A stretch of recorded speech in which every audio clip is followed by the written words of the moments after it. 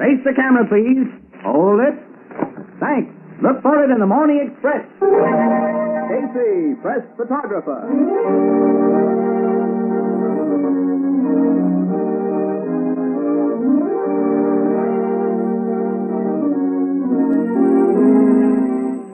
Columbia brings you another adventure of Casey, press photographer. Tonight and every Saturday at this time, Columbia invites you to follow Casey on his exciting assignment and to meet the strangely assorted people who pass in swift-moving parade before the shutters of his camera. Tonight, The Clue in the Clouds.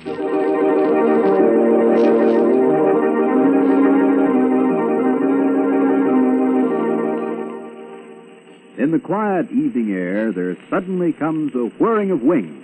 It's a helicopter, apparently out of control. Like a giant bird, it flaps crazily about for a few minutes and then heads out to sea. What is it? Gee, it looks like a bird. It's a helicopter. It's a wild plane. It's out of control. It may fall. Let it clear the sea.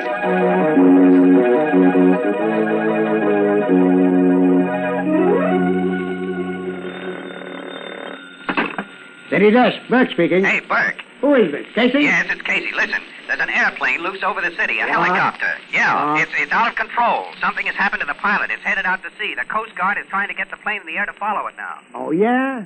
Where are you? Well, I'm at the Blue Note. I thought so. Now, listen, Casey. Go home and sleep it off. I'll see you in the morning. Now, listen, are you inferring Yeah. that... You ought to know better than to phone me in that condition. Now, go home and go to bed. Oh, stop it, Burke. I'm as sober as you are. I tell you, this is a story. Okay. So it's a story. What do you want me to do? Stay up all night waiting for you to get Oh, it? that's swell, Chief. I knew I could count on you. We're going down to the Coast Guard headquarters now and get all the dope we can. Maybe some pictures. Who's with you? Ann Williams.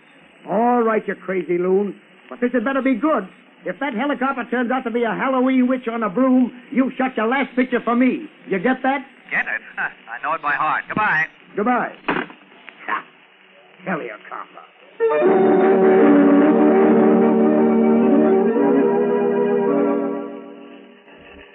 But I'm telling you, Burke, it fell into the sea like a millstone and disappeared. Well, Casey, if 4,000 other people hadn't seen it, I wouldn't believe it.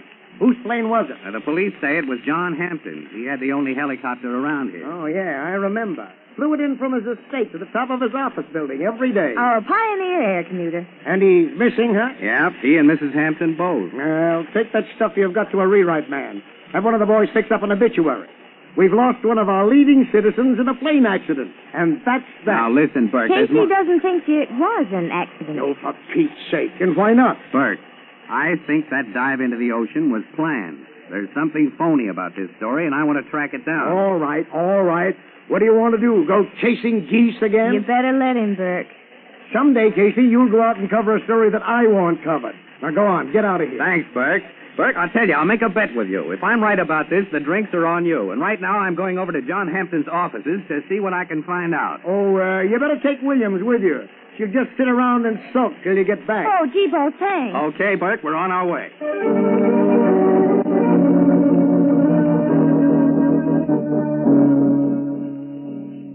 You're, Miss Gray, aren't you? Miss Matilda Gray? Yes, I was Mr. Hampton's secretary. Yes, what we want is material for a little story on Mr. Hampton. You think you can help us?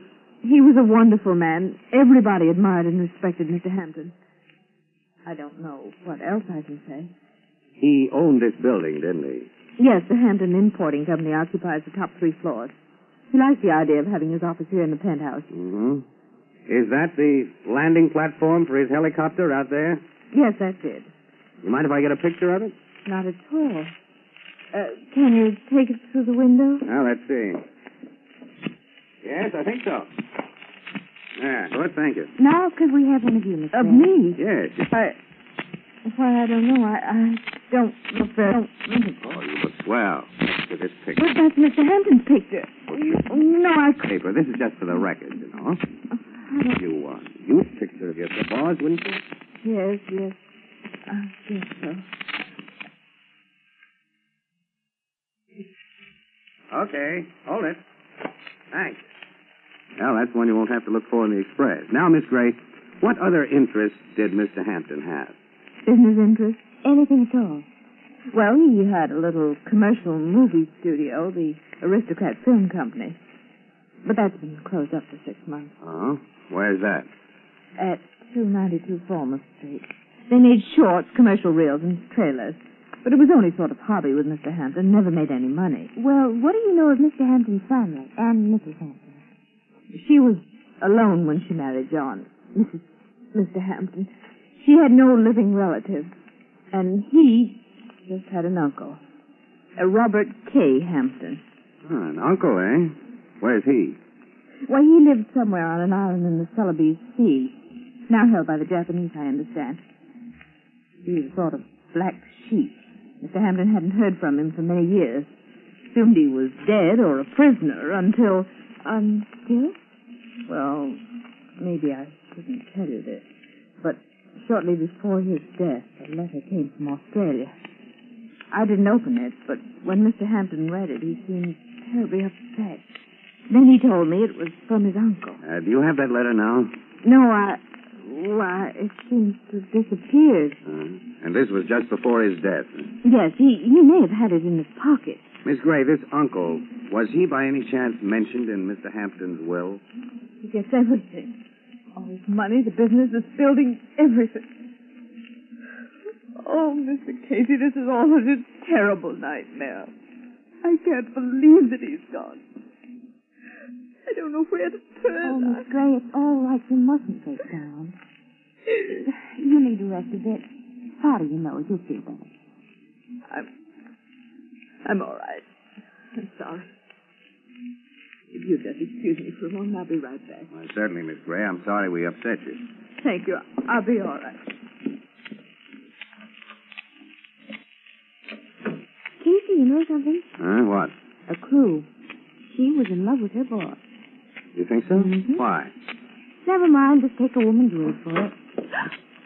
What's the matter, young woman? Oh, nothing. That is, you gave me a start.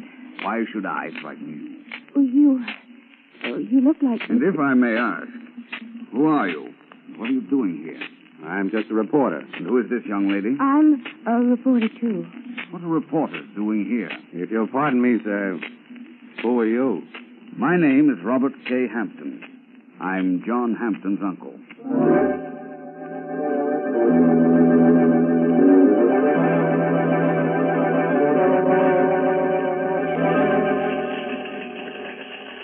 So you think this uncle had something to do with Hampton's death, huh? Well, look, a guy names a black sheep uncle as beneficiary in his will and suddenly gets a letter from him. From all reports, he's very upset by it. And the next day packs himself and his wife off in a plane for a double suicide. Lieutenant Logan pronounced it an accident. Yeah, well, it doesn't add up to me.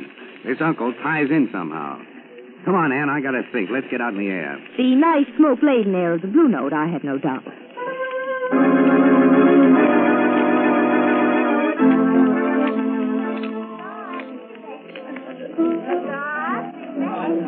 Hi, Ethelbert. Hiya, Casey. Hiya, Miss Williams. Hello, Ethelbert. What'll you have? One beer. Same as usual for me. Okay, beer and the usual coming up. Hey, what are you reading, Ethelbert? A book on victory gardening, I guess. My sister Edna gave it to me. Oh, your sister Edna likes to read. Yeah, she does.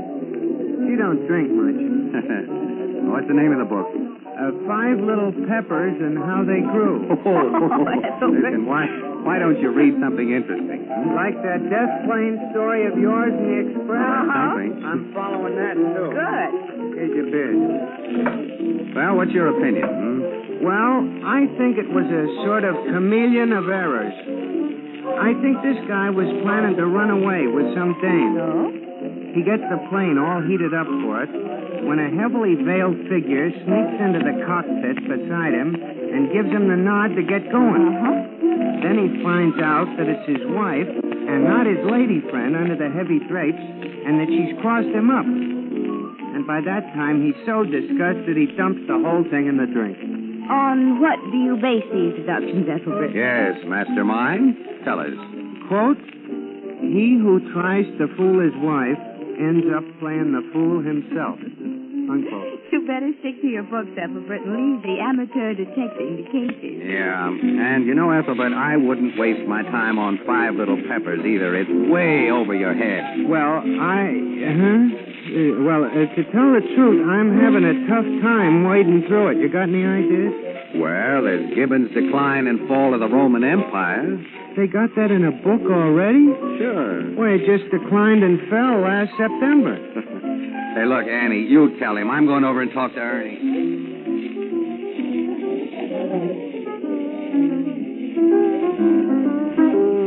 Hiya, Casey. Hi, Ernie. Ooh, you look worried. Yeah? Ernie, you got an old tune handy? Something for me to think by? Sure.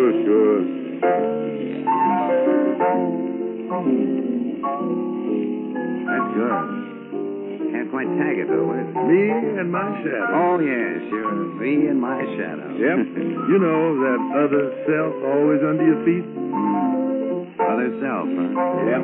You got another self. Now, one Casey has to stay here and work on the express. Yeah. The other wants to fly away. Go deer hunting up in the woods somewhere. Ernie, you got an uncle? Sure, I got an uncle. Well, look, if you knew he was coming to see you, would you want to fly away? Well, I'd be tempted to. Yeah, why? Because it'd mean that he was bringing his 8 kids along to live off of me. Yeah, but the thought wouldn't make you want to kill yourself, would it? Oh, Casey, why you gotta be so dramatic? Of course not. Tell me, Ernie, what makes guys want to get away? Oh, a name, usually.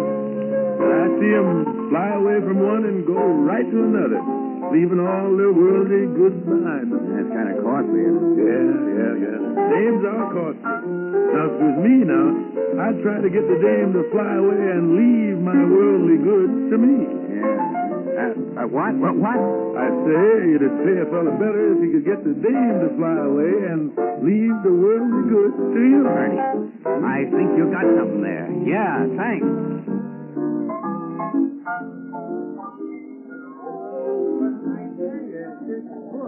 Five Little Peppers and How They Grew has got me puzzled. I'm in the 4th chapter already, and they ain't even started to spade the ground up. Hey, come on, Ann. I suddenly got a hunch. Hey, where are we going? Home. But tomorrow, we're going back and have another look at Uncle Robert K. Hampton.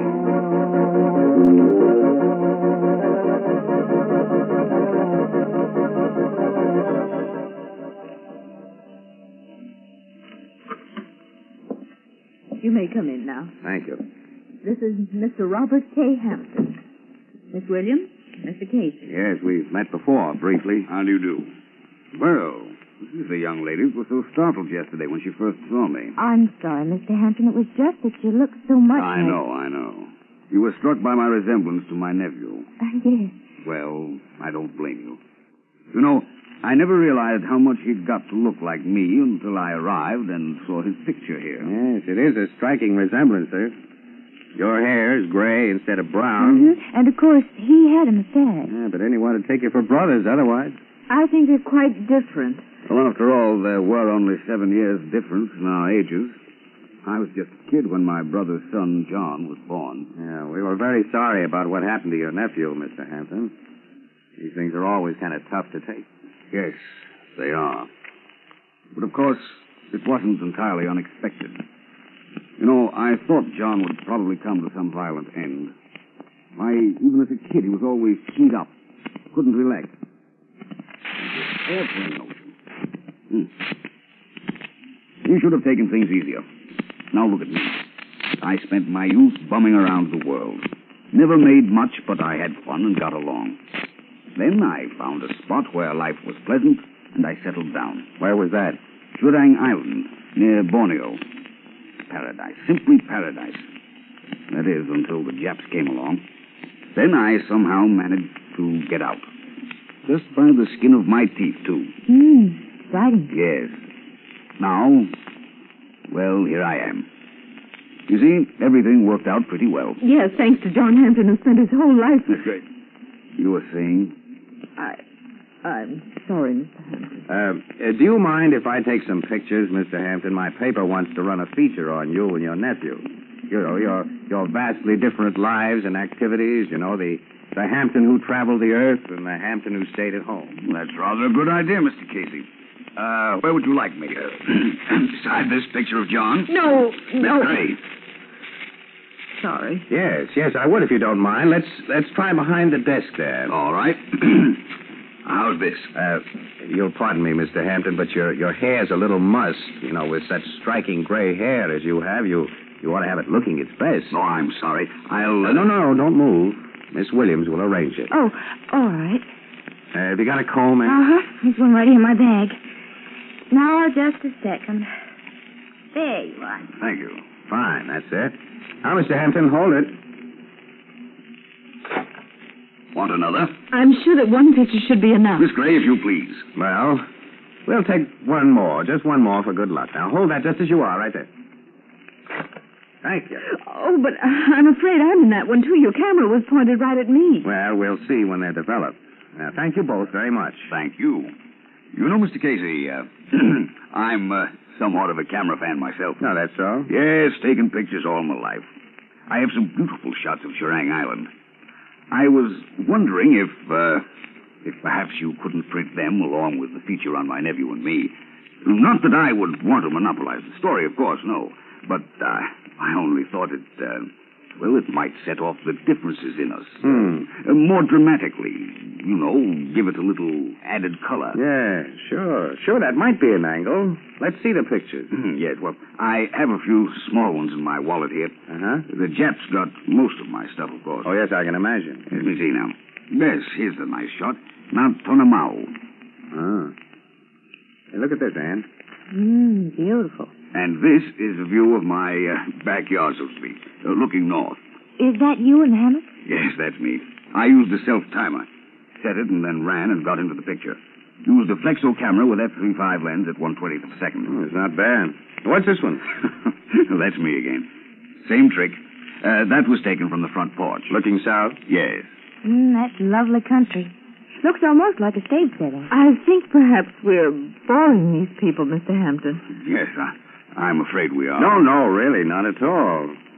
I'd like to use these pictures. They're exceptional shots. And pictures always dress up a feature. Well, all right. But you will be careful to return them to me, won't you? They're the only prints I have, and I treasure them beyond words. Don't worry, I'll treat them with kid gloves. Thank you, Mr. Casey. Well, that's all right. Now, I think we better be pushing off. Time and deadlines wait for no man. And no woman either. We're happy to meet you, Mr. Hampton, and we hope that you like it here. I think I shall. Take good care of the picture. Right. Look for him in the Morning Express. Fine, thank you. Goodbye. I don't like that young man. He's too clever. Now, darling, take it easy. After all, he's only a newspaper photographer. Are you sure this article on you is a good idea? Of course. We'll need it. Why do you think I went to all that work to get those pictures? The public must be convinced, too. Now, don't worry, my dear. There'll be no slip-up. There better hadn't be. Not after 11 years of planning and waiting. Now that those people have the pictures, I'll set fire to the evidence. You mean burn the negatives? There are little fires and big fires. Oh. You mean... Yes. Tomorrow night, a nice big fire.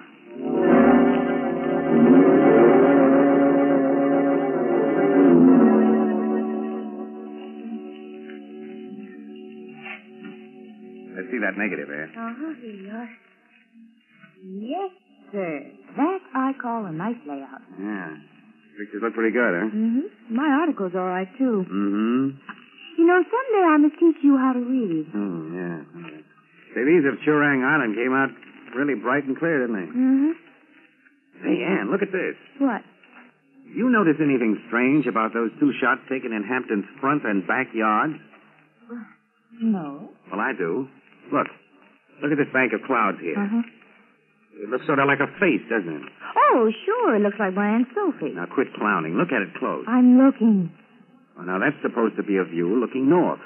That's right. Well, here's exactly the same formation in the view looking south.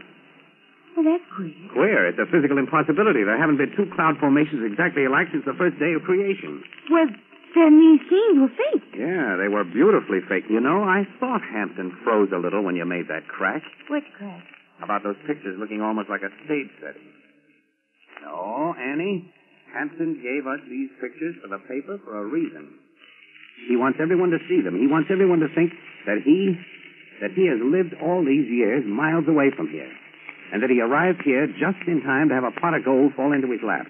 Oh, that's a little too neat, isn't it? Yeah, these pictures are all he's got to prove he wasn't here all the time. Well, if he was here, how do we know he didn't murder John Hampton? He had the motive, all right. The will gives him everything. Yeah, and right under John Hampton's feet. Hey, who said something like that? Ernie. That's right, me and my shadow. Annie, I think I got it. Quick, let me look at your comb. Well, sure, Casey. Well, here, but what on earth's the matter? Hey, wait a minute. Here, look at this. A hair. A lone gray hair. I gotta take this down to Logan and have him run some tests on it. I'll see you back here in about an hour.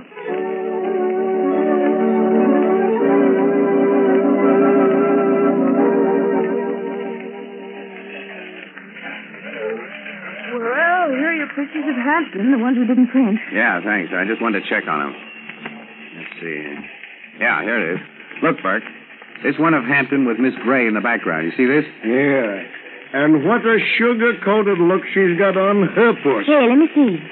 Don't she look like a mother whose son has just been made president of his class or something? She in love with this guy? Of course not. You sure, Ann? Well, she just met him. Uh-huh. You swore she was in love with her boss. That's right, and a woman like that couldn't be in love with two men. Why not? Because she's the perfect one-man woman type. Uh-huh. That's all I wanted to hear. I got a theory on this case, and this just about puts a pin on it. Come on. Hey, where are we going? We got a little job of breaking and entering to do. We're going to crash the deserted studio of the Aristocrat Film Company.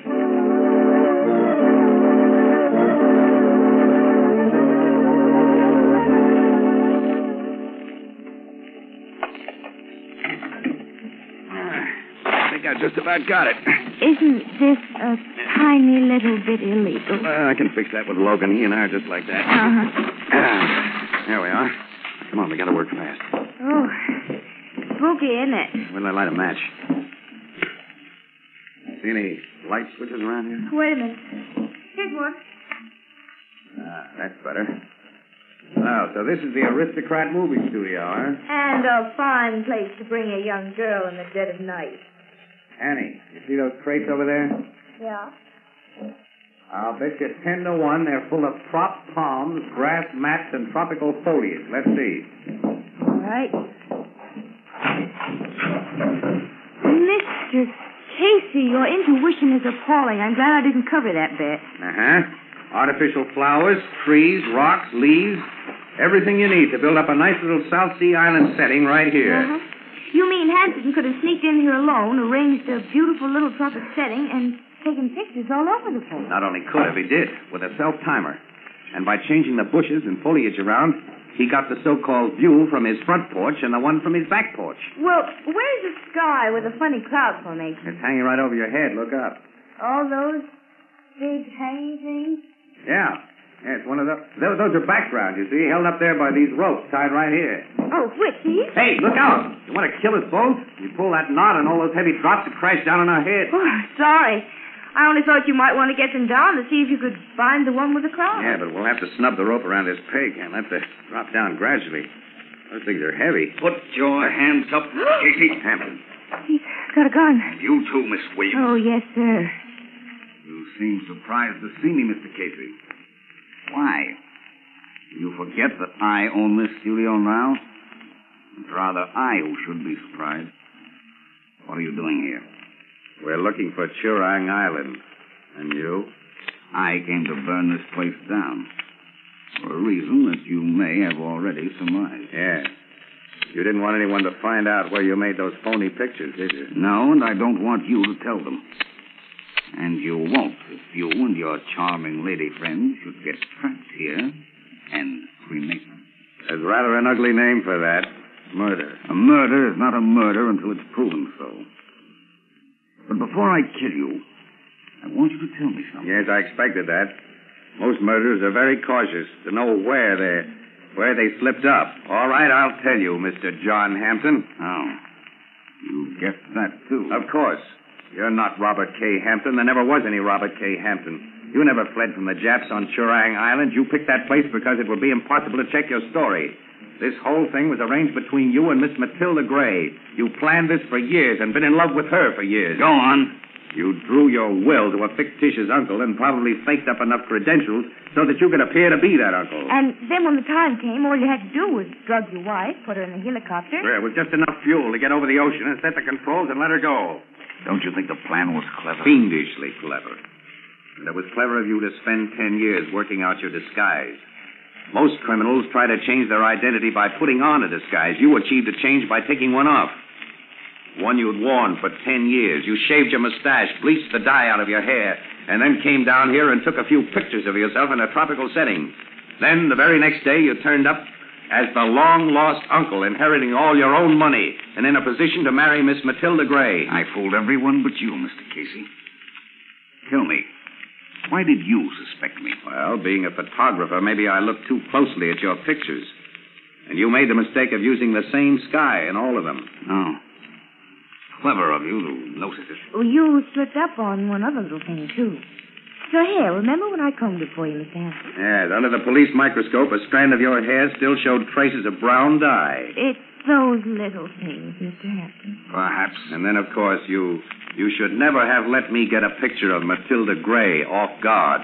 For although she treated you badly and seemed to hate you, her love showed up in the face as plainly as though it were written there. Very interesting. And as Anne told me, a woman like Matilda Gray couldn't love two men. It turned out she didn't. Both men were you. Quite right.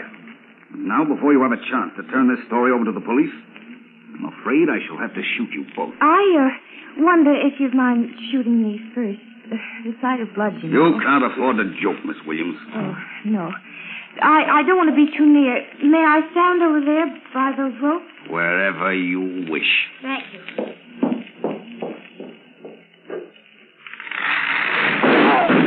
Good girl, Annie. Good girl. Boy, that dude is... Okay, I got his gun. Wow, that drop sure beat him. Is he breathing? Yeah. But he won't know it for an hour or so. Gee, kid, nice going. Well, darling, you told me not to pull that knot and... Annie, this was an inspiration. I could just about kiss you. Oh, so I've got to save your life to deserve one stingy little kiss.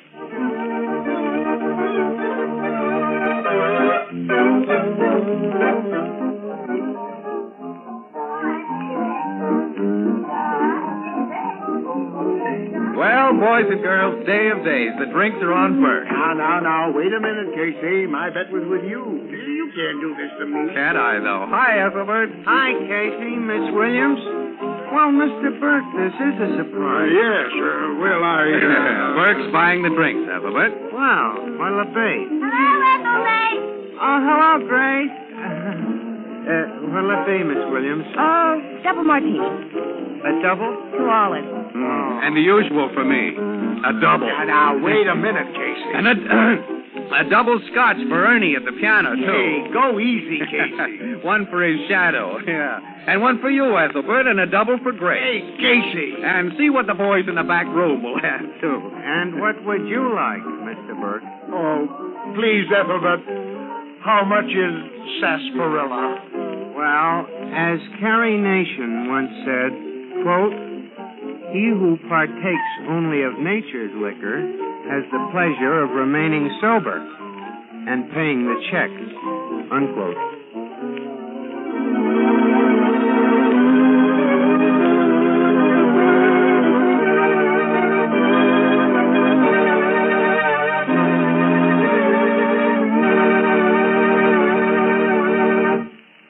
You've been listening to Casey, Press Photographer, played by Stotts Cotsworth, a new series of adventure programs based on the fictional character created by George Harmon Cox. Casey, Press Photographer is directed by Albert Ward and produced for Columbia by John Dietz.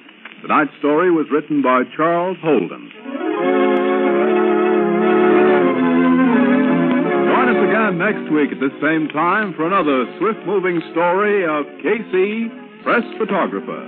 This is CBS, the Columbia Broadcasting System.